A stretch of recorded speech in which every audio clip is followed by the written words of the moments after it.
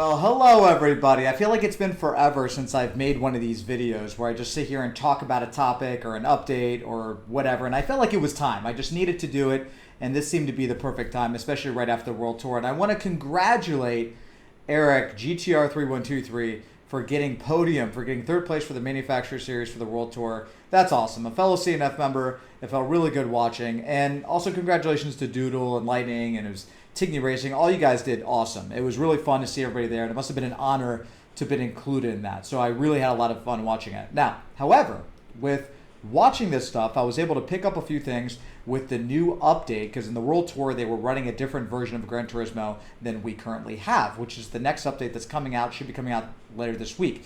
So I picked GTR's brain a little bit, and I was talking to him about it, like what he thought about the update and how it was and all that stuff. And if you guys didn't watch it, I'm going to tell you there was a couple big things that happened in that race, or in those races, that I noticed that I'm really looking forward to. So number one is that we're going to be getting Fuji Speedway, which is fantastic. That's awesome.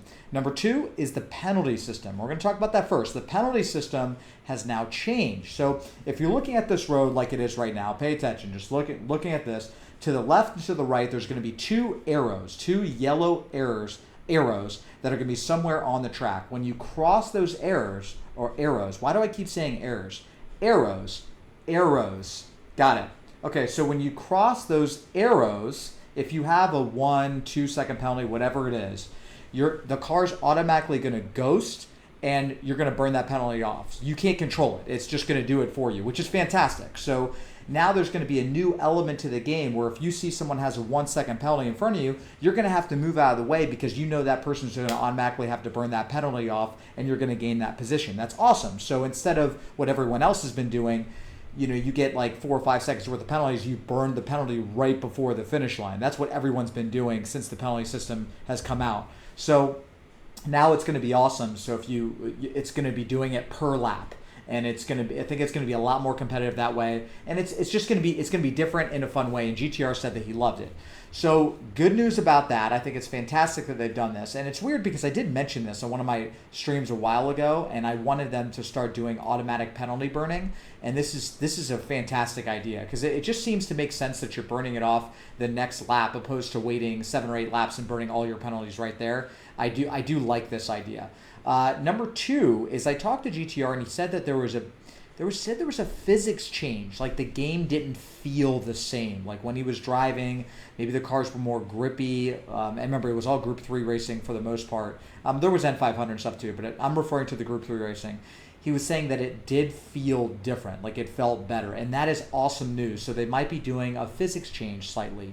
So we have that to look forward to this week, and I'm really excited about that. And I told him it could have been maybe that he was using a TGT, because there's a built-in transducer that the Logitech G29 doesn't have. So perhaps maybe he was feeling the road a little bit more, and that made him feel like the game physics were different, but in reality they weren't.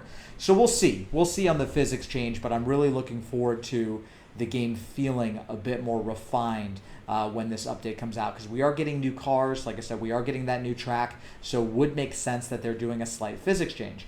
Now, with all that good stuff that I talked about, there's one important thing that I want to throw out there that I hope Polyphony can see. I hope they see this. I hope they do something about this, because it's a pretty big deal, is BOP issues with Group 4 and tire wear issues with Group 4.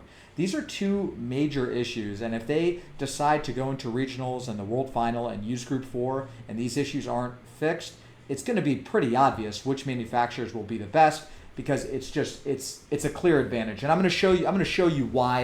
I'm going to show you what I found and how I've come to this conclusion. So take a look at this. This is the second stint of an FIA race, okay?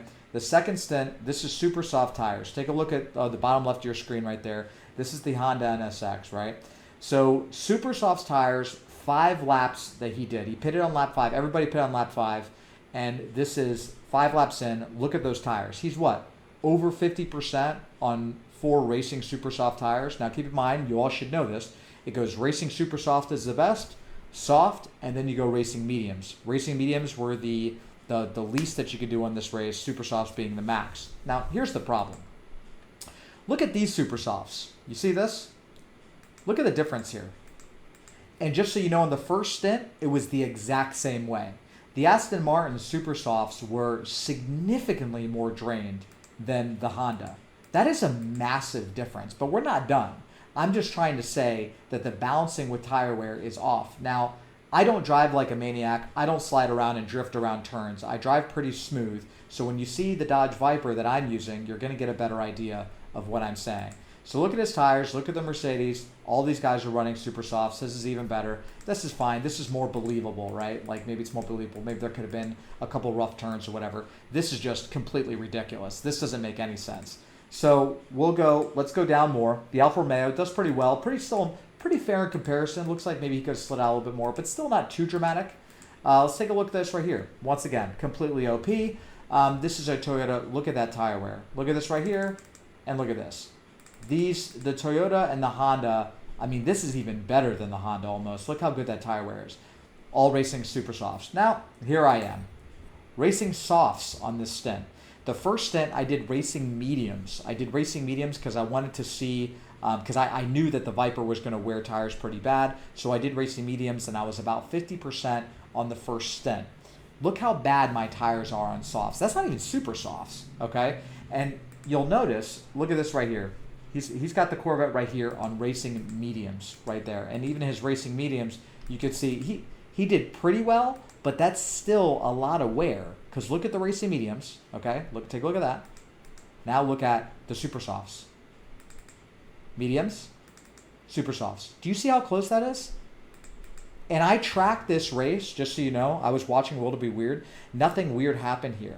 He was driving fine. His braking points were on point. He was not sliding around turns. And his racing medium tires are almost the same as super softs going 5 laps in a race. So now you're probably wondering yourself, well, what would happen if you ran super softs? Well, I'm going to show you right here what's going to happen if you run super softs. Take a look at this. Super softs right here with the Vet. That would have been me, 100%. If I ran super softs in this race, I would have ended up having that much tire wear. I would have been maybe about 20% left on my fronts, because you can see a resemblance of the Viper and the Chevy. So take a look at that. You can see they wear about the same, and I just would have been that much lower. So there's a huge imbalance there. And let's look at one more thing that's really important. I don't want to keep this video too long because it'll get boring, but take a look at this. Look at this Volkswagen. Front wheel drive, right? And we know how much the Volkswagen will spin a little bit when you're driving it. So look at how it wears. Barely any tire in the rears, just the fronts. Seems like just the front wears, which makes sense. You know, they're going to wear, it's going to spin a lot. Now, let's take a look at the Mitsubishi. It's pretty much the exact same thing, just the fronts, but he's on mediums. He's on racing mediums, he's on racing softs. So the difference in wear is about right from medium to soft, but what's really weird is that this is all-wheel drive and the Volkswagen is front-wheel drive. So that's kind of odd, and I don't know if you guys don't realize this, but the amount of understeer that's going to be generated from the way this tire wear is would be insane with this Mitsubishi. That thing probably feels really awkward driving.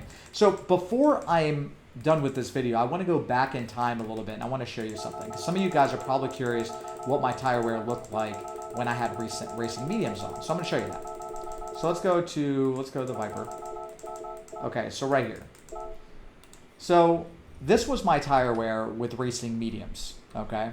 Now you saw how much lower I was when I had racing softs on. And that's still really bad tire wear. So we're going to compare racing super softs. Look at this. This is racing mediums. This is racing super softs. So now you've just seen 2 different examples. You saw the Corvette on racing mediums. On the last stint I showed you the Corvette, what it looked like with racing mediums and against this Toyota. And I just showed you myself on racing mediums versus the Toyota. That's 2 different drivers, 2 different cars, showing that the wear on the Corvette and the Viper is almost exactly the same on racing mediums, and the super softs is consistent on 2 stints with both the Honda and Toyota and some of the other cars.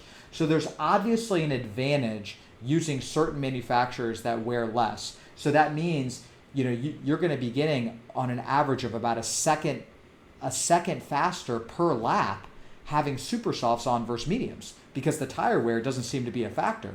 So I mean, this is nothing. The tire wear between these 2 is nothing, but the amount of grip on those super softs is night and day. I mean, it's a dramatic difference. So, in me, you guys let me know what you think, but to me, this is huge. This is a huge problem. I think that's broken. I think there's something up. But I want to get your guys' opinion. I think there needs to be a little bit of tire balancing. Let me know what you guys think. I just wanted to point it out. I wanted to get it out there because I have a feeling that it is going to be an issue in the future if it's not at least looked at or tinkered with in some type of way. But anyway, guys, thank you for watching. Let me know what you think, and I'll see you guys again soon. See you later, guys.